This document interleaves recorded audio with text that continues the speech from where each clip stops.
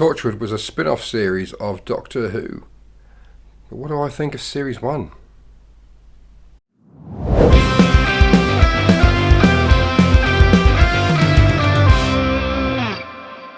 Hello, welcome to Music and Stuff. I'm Rob Lewis, and today we're talking about Torchwood Series 1. And it's absolutely boiling here. That's why I'm in vest and shorts, but that's not what we're here to talk about.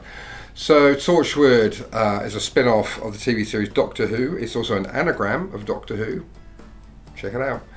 Created by Russell T Davies and sort of overlooked by kind of Toby Whithouse and Chris Chibnall, who would feature prominently in the Doctor Who world later on. But yeah, so it's set around this fictional kind of intelligence agency, similar to UNIT, but less militaristic. Is that a word? Military-ish? And more kind of an espionage or sort of investigative kind of style. And the first series starred John Barrowman as Captain Jack Harkness, who had been previously in Doctor Who. Eve Myles as Gwen Cooper, Bern Gorman as Dr. Owen Jones, Naoko Mori as Dr. Toshiko Sato, and Gareth David Lloyd as Yanto Jones. They were the five principal cast of Series 1, set in Cardiff Bay as well. And here we go. So, Episode 1, Everything Changes. This is where Gwen Cooper witnesses Torchwood reviving a murdered person briefly before they died again, and she thinks that this is odd, so she follows it up, and long story short, she ends up being recruited by mysterious Captain Jack Harkness, who hires her, and then she joins the team after Susie Costello, who was on the team, is killed. I'm going to give that, I think, 7 out of 10. Episode 2 is called Day 1, which is about Gwen's first day on duty. And she hasn't told her partner Reese about it, obviously. Reese is quite a minor character in Series 1, but he does feature much more prominently later on.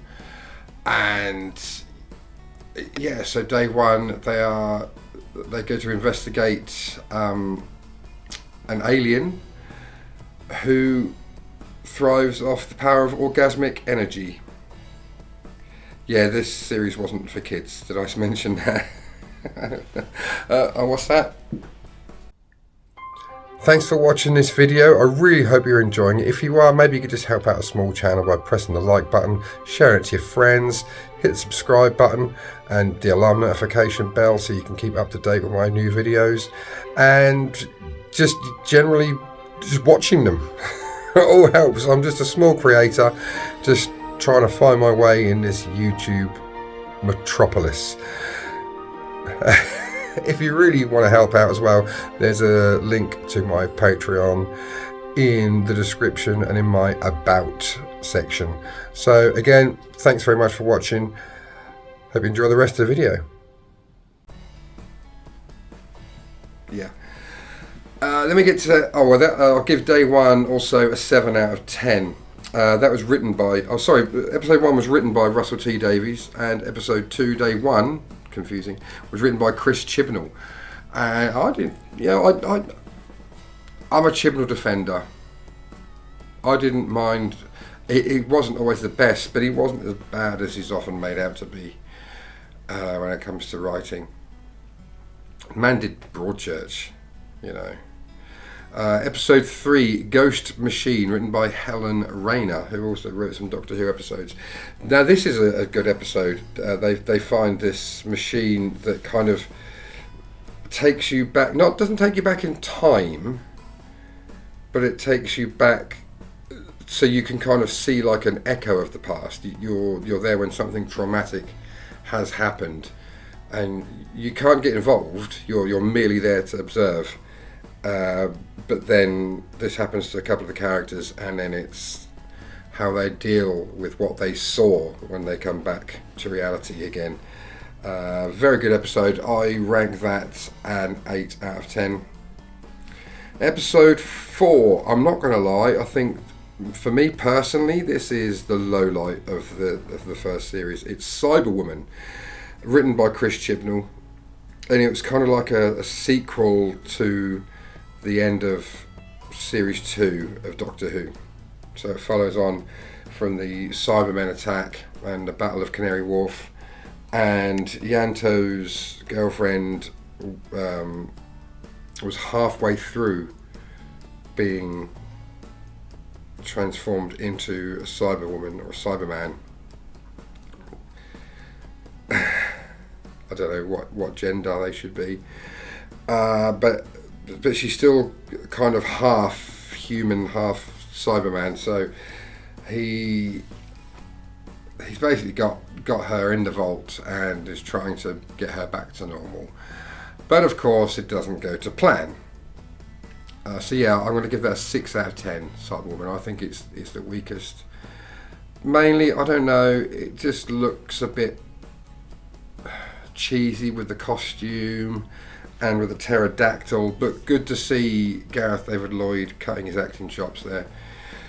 Number 5, Small Worlds, where the existence of fairies is brought to the spotlight. Do fairies exist? But in the story, obviously they do exist in the story, but they're not like we think of as fairies. They're like these little sprites, quite nasty and vindictive.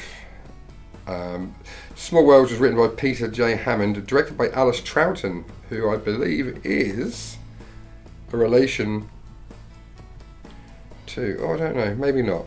I just know there are some Troughtons in the Whoniverse. But yeah, I'm going to give, also shows like some more backstory of Captain Jack, who's this man of mystery. I'm going to give Small Worlds a 7 out of 10. Number 6, Countryside, written by Chris Chibnall. Very, very good episode. I almost gave this a 10. I'm giving it a 9. There's no alien in it at all. I mean, if you're watching this without having seen the series, then it's tough shit. I'm not going to put a spoiler warning at the start of this episode. You know, if you're going to watch a review show, expect spoilers. Especially the show's been out for nearly 20 years now. Yeah, Countryside. Basically, the Torchwood crew are called out to the Welsh countryside where these people are disappearing. Turns out, excuse me. Turns out they are being eaten by cannibals. The meat, yeah. But Countryside, very, very good episode. Very dark, but yeah, good episode. I'm going to give that 9 out of 10. Number 7, Greeks Bearing Gifts. This is where Toshiko has a lesbian affair with someone that gives her this pendant that can make her read people's thoughts, and turns out it's not such a gift and it's a bit more of a curse. It's a good episode, good solid episode, written by Toby Whithouse, and I'm going to give that an 8 out of 10. Then we get to episode 8, They Keep Killing Susie.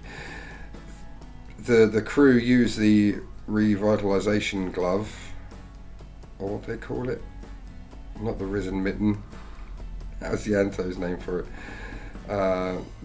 the glove that brings people back to life, if only for a short while. But they overdo it. Gwen is successful in bringing Susie Costello back to life, but it turns out that Susie is unknowingly sucking out Gwen's life force. So Susie is becoming stronger and Gwen is becoming weaker. Gwen is basically dying very slowly from a gunshot wound to the head. And it's a decent episode. Yeah, 8 out of 10. Makes you think a little bit, that one. I get to episode 9, Random Shoes. Now this is Torchwood's equivalent of Love and Monsters, I think.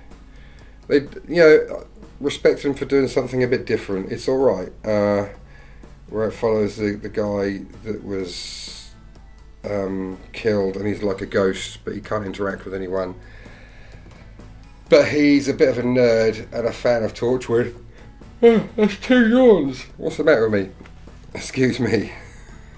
And it's all right. It's entertaining. It's a bit of fun. Quite sad at the end.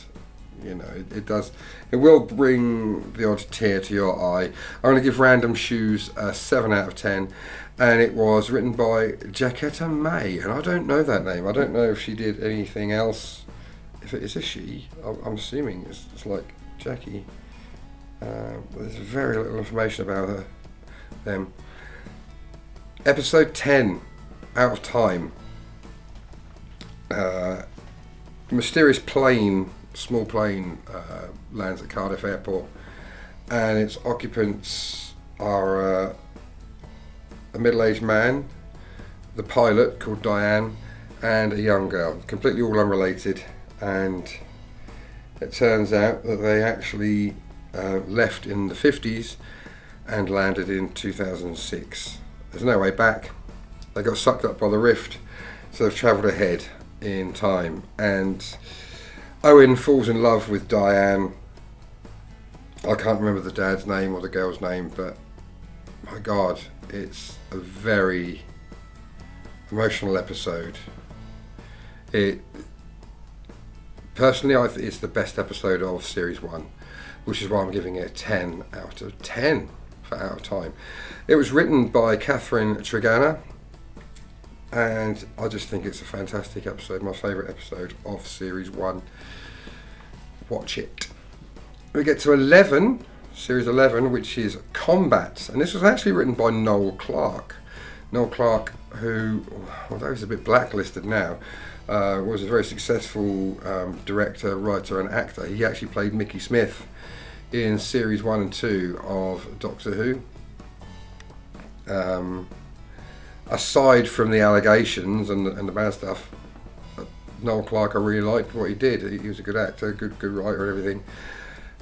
Combat, not my favourite episode. It's alright. It's about the Weevils, and there's it's like Fight Club crossed with like a dog fighting gang, and rich businessmen pay to get into the ring with Weevils and beat the crap out of them. It's good. It's a good episode. It's not the best, but it's good. Then we get to, did I say the score? 7 out of 10 for Combat. Then we get to episode 12. This is kind of the first part of a two-parter, sort of. It's not an explicit two-parter, but it kind of connects to the next episode. It's written by Catherine Tregenna, and Jack and Tosh visit a theatre, derelict theatre, but then they actually end up in the 1940s as they go back in time because of the rift, and there's a lot of American military there who are getting ready to go to war, one of whom is called Captain Jack Harkness. So there's 2 Captain Jack Harknesses, and I don't want to say anymore, but it's a good episode. I'm going to give Captain Jack Harkness a 9 out of 10. And the reason I say it sort of loosely connects is because of the character Billis, who is in both episodes, who's this kind of old gentleman. You don't really find out too much about him, but he keeps cropping up with these sort of time and rift things.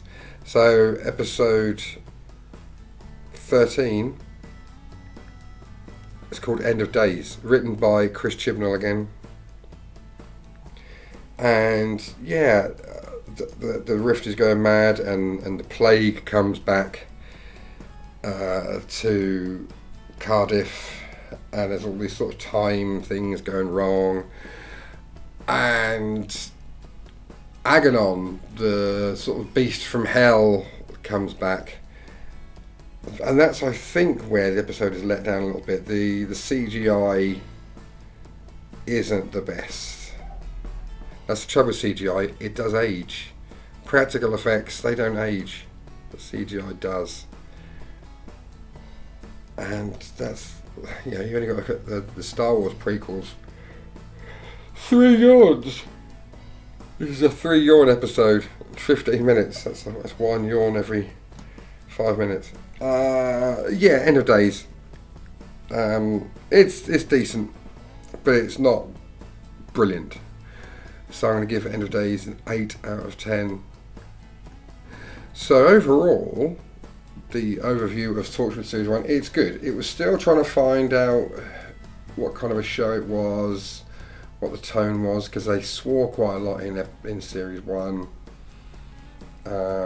which they sort of toned down later on. And interesting, because Series 1 started on BBC 3, Series 2 started on BBC 2, and Series 3 actually went to BBC 1. So it's like every series has got an upgrade in channels. But overall, totaling up the score there, it works out at 7.5 out of 10 for Torchwood Series 1. Definitely worth watching. You can watch it more than once, particularly some of the episodes there.